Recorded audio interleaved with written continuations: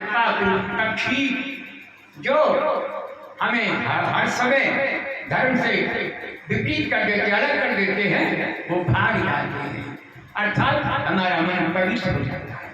इसलिए राम कथा श्रवण करना और स्वाध्याय करना, सत्संग करना, ये हमारा परम कर्तव्य है।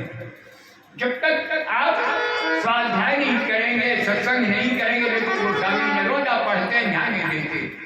लेकिन पढ़ना और चीजें उस पर अमल करना, ध्यान देना आवश्यक है। बताया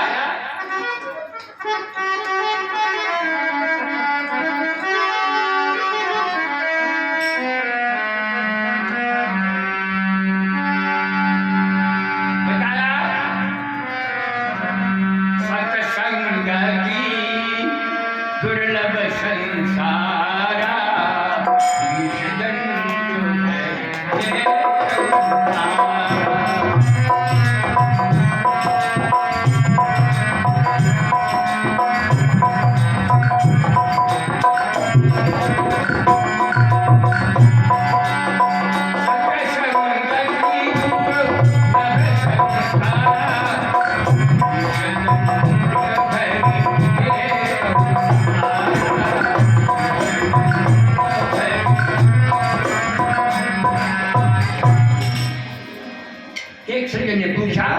संसार में दुर्लभ क्या है?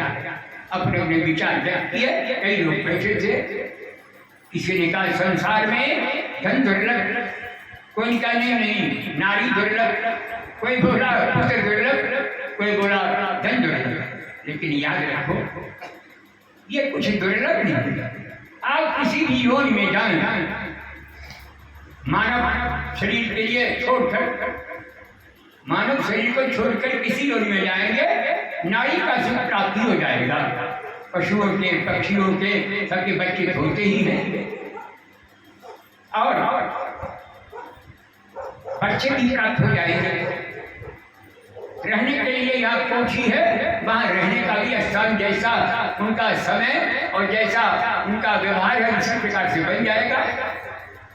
लेकिन दुर्लभ ये तो सब मिल जाएगा। देखो बताया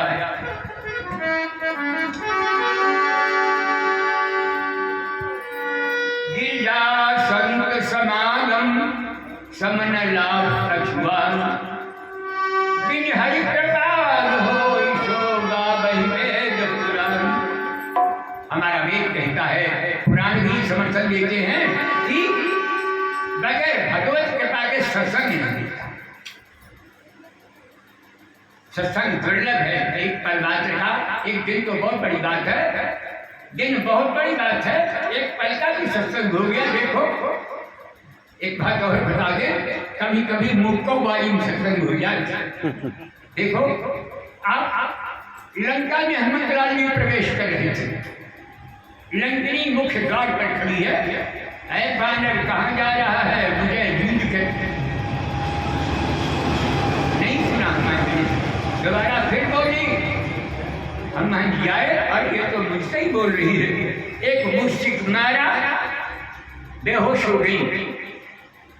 रुधिर बमद धरनी धनमनी, मुस्का एक काशपति हनी, मुंह से खून निकलने लगा। जब होश आया तो खड़ी हो गई, कल भूख सत्संग मुक्का वाली सत्संग हो कारण है।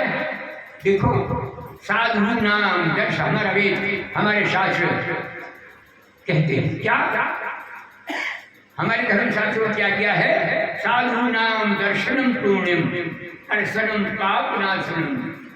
संत का दर्शन, संत का स्पर्श, ये हमारे पाप नष्ट कर देगा। हनुमान जी संत हैं, बहुत बड़े संत हैं।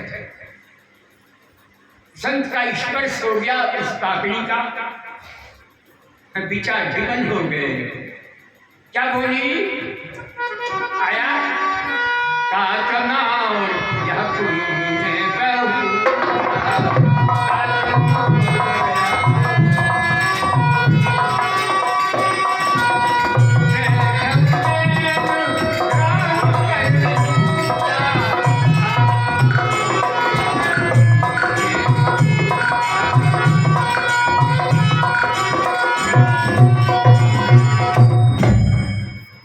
संत दरवाजे पर कब आता है?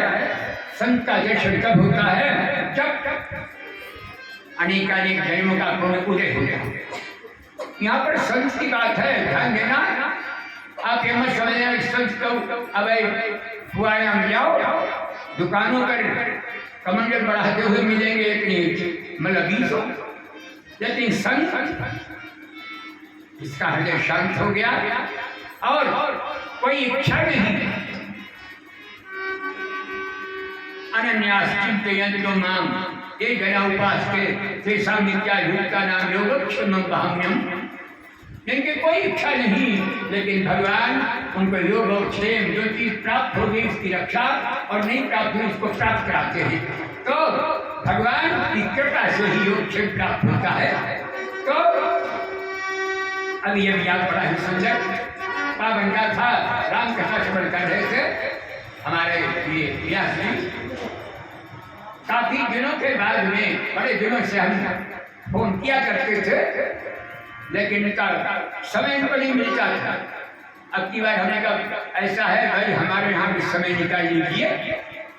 बहुत लोग ने कहा हम सुना दे, हमने कहा नहीं अब की बार जो है वो हम तो गई व्यास जो बहुत पहले यहाँ व्यास जी आए थे उनकी कथा सुनेंगे। गौरव भगवान की पावन कथा को श्रवण करा रहे थे तो आनंद ले रहे थे। हमको लेते लेते बहुत आनंद मिल रहा है। क्यों?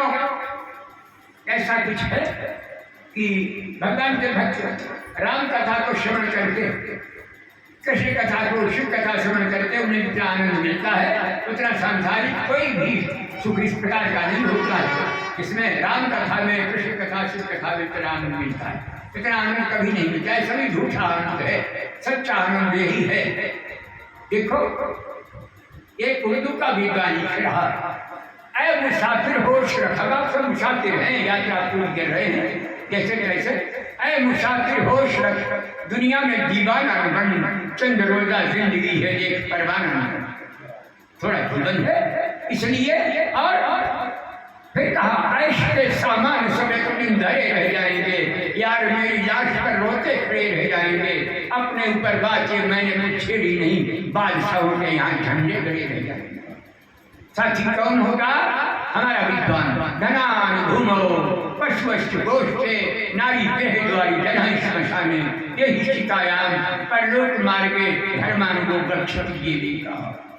जब परलोक मार्ग में जीव हो जाता है वो पतंग दिखाई नहीं पड़ती, बच्चे नहीं दिखाई पड़ रहे, बड़ा लड़का दिखाई नहीं पड़ रहा, कहाँ चला गया दिखाई नहीं कोई पड़ता है, परिवार के कोई लोग दिखाई नहीं पड़ते। घबराता है परलोक मार्ग में तो जीव जब घबराता है तो धर्म ललकार कर कहता है घबराओ नहीं मैं तुम्हारा साथ हूँ। धर्मानुगो गच्छति देखा, यहाँ का सब नहीं छूट जाएगा, केवल धर्म ही हमारा साथी होगा, आगे पाएगा जीव के साथ चाहेगा। धर्म कभी नष्ट नहीं होता।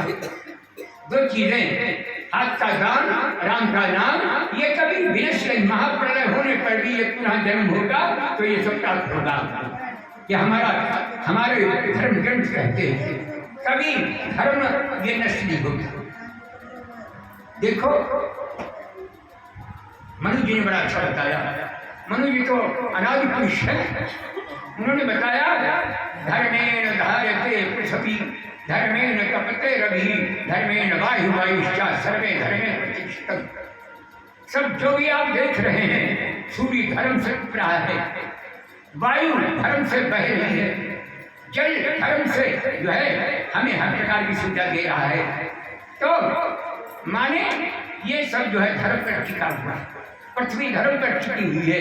जिस दिन धर्म नष्ट हो जाएगा पूरा ब्रह्मांड ही नष्ट हो जाएगा।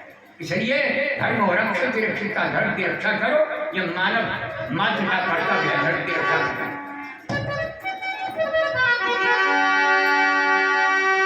थोड़ा समय हम लेंगे।